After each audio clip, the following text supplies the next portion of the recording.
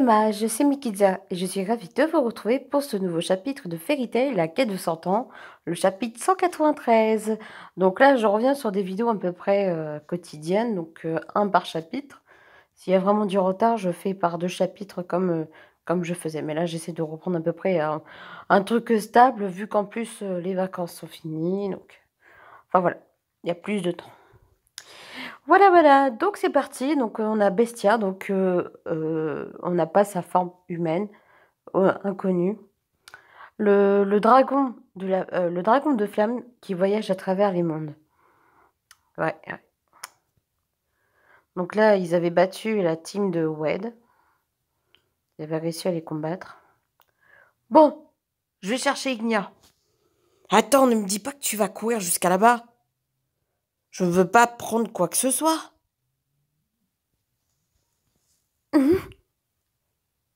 Téléportation. Tu pourrais arrêter de faire ça pendant qu'on essaye d'être sérieux. Elle fait sérieux, San. J'ai entendu ce que vous disiez. Ah, c'est vrai? Vous connaissez la magie de téléportation? Mais je connais pas son emplacement exact. Il est parti par là. Il n'y a aucune chance qu'il puisse obtenir l'emplacement à partir d'une information si vague. Bien, je l'ai. Tu l'as? Choqué, Gray. Choqué. Finalement, voilà, sa magie est bien plus forte. Juste une simple direction donnée par Happy. Une quantité massive de magie se rassemble au nord. Il doit être là.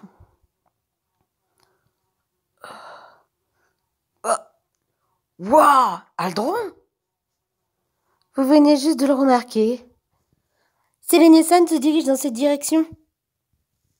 Il y a juste de remarquer Aldron. Pourtant, il est imposant. Il est imposant quand même. Hein. Selene. À quoi pensez-vous exactement? Il pensait des trucs obscènes de Selene. Oh là là. Des centaines de mes camarades ont été écrasés sous leurs pieds, tués par Selene, Mercphobia et Vernet. Et Ignia. Et je suis sûre que Selene et nos amis vaincront Aldron aussi. Oui. Oh merde, j'ai oublié une bulle. Enfin, j'ai oublié 2 bulles. Mais Selene et Mercphobia sont de notre côté maintenant. Et Vernet a été vaincu. Nous allons régler ça. Le dernier dragon restant dans la quête de 100 ans. Finissons-en. C'est été par tous. Ignia. Ah! Qu'est-ce qui se passe? Ma forme dragon s'en va. Ah oui, ils ont tous perdu leur forme dragon, ils ont retrouvé leur forme humaine. Pourquoi? Je suppose que ça signifie qu'on a perdu. Ouais.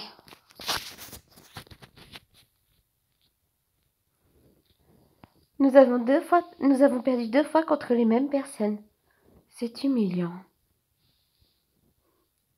Pas encore. Ce n'est pas encore fini. Donc pendant ce temps-là, donc on voit Aldron.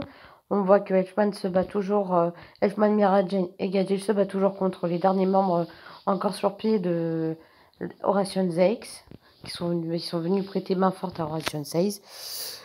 C'est surtout le combat de Zero et Gadget là. Ça risque d'être un peu costaud. Mais je pense qu'ils évitent de refaire montrer trop de pages sur ce combat.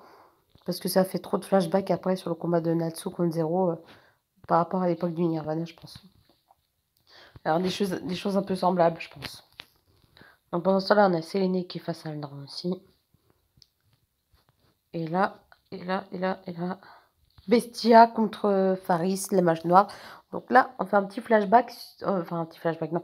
On fait un retour sur ce combat. Pour voir où il en est. Vu qu'il se téléporte un peu partout, là. Tu n'es pas mauvaise. Oui, mais pour ce qui est de tes camarades, ils ont été réduits de moitié. Ah. Magie spatiale et de feu. Je me sens un peu seule. Du fait qu'il n'y a personne qui puisse battre Ignia-sama. J'essaie de faire au maximum que les voix soient super bien quand même. Mais on passe un bon moment de lecture quand même. Et de vidéo au passage. Donc là, on a, ouais, ça a l'air d'être un combat assez rude. Faris qui a le bras de Acnologia. Donc voilà. Je me sens seule aussi, de savoir qu'il y a quelqu'un qui connaît pas le pouvoir du légendaire dragon noir Acnologia. Hmm. Hmm. Ouais, ouais, ouais. Ce dragon noir a été battu par des flammes. Fire des flammes rondo. Ronde de feu et de flammes. Donc voilà. Donc elle est assez costaud. Est-ce qu'elle va répliquer? Parce que c'est vrai qu'elle a été... Alors, elle a été battue par des il a été battu par des flammes, mais si on réfléchit bien, des flammes qui ont été aussi propulsées par d'autres magies de chasseurs de dragons derrière. Donc c'est plus ou moins des flammes, mais avec d'autres magies de... Il n'y avait pas que des flammes qui ont été battues, quoi. Parce que c'est vrai qu'en grosse partie, il y avait les flammes de Natsu, parce que c'est sa magie. Et eux, ils ont passé leur énergie, leur puissance de magie euh, à Natsu, et qu'avec ses flammes, il a rassemblé toute cette magie sous sa forme de flamme qu'il connaît, mais avec toute la magie de tous les chasseurs de dragons. Donc, faut pas dire oui et non, en fait. Des flammes dansantes, hein?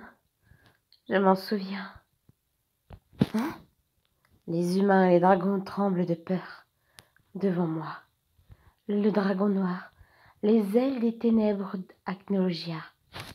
Ouais, t'es presque peur, elle est morbide comme ça. Hein? Oh, elle l'a propulsée, Bestia. Elle l'a carrément détruite. Oh la vache. Tu t'en souviens maintenant? À suivre dans le chapitre 194.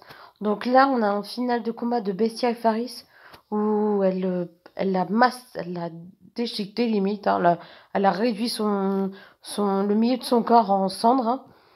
Donc là, c'est complètement foutu, à moins qu'il y a une autre... Elle a une forme de magie qui fait qu'elle a...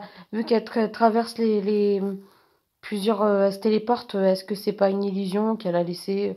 Je sais pas, après je pense pas, mais bon. Et donc là, on a quand même Faris qui montre que Acnologia est toujours quelqu'un de super fort, et sachant que c'est elle qui dirige, est-ce que ça fait d'elle qu'elle est plus forte qu'Acnologia avec la magie qu'elle a sur elle? Ou est-ce que ça fait qu'elle est moins forte, un peu moins forte qu'Acnologia, sachant que depuis Natsu et les autres, ils ont augmenté leur magie, mais que quand même Acnologia s'est fait battre par que des chasseurs de dragons. Donc là, on n'a pas que des chasseurs de dragons, on a vraiment différents types de mages. Est-ce que ça va marcher du même effet? Je ne sais pas. Après, est-ce que Faris va se retrouver face à Ekinia? C'est une très bonne question.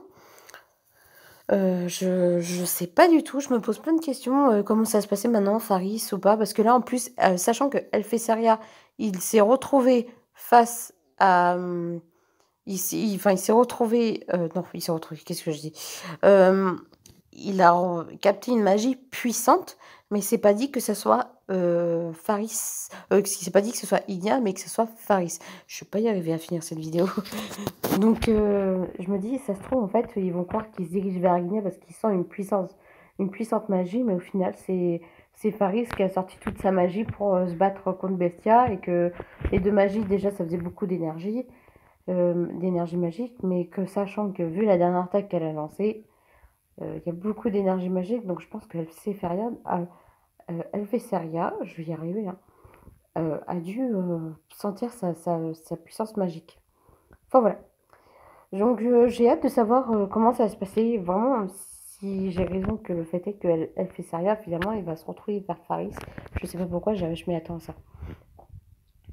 Donc voilà, sur ce, j'espère que ce chapitre vous aura plu. N'hésitez pas à dire ce que vous en avez pensé. N'hésitez pas à liker, commenter, partager et à vous abonner si ce n'est pas encore fait.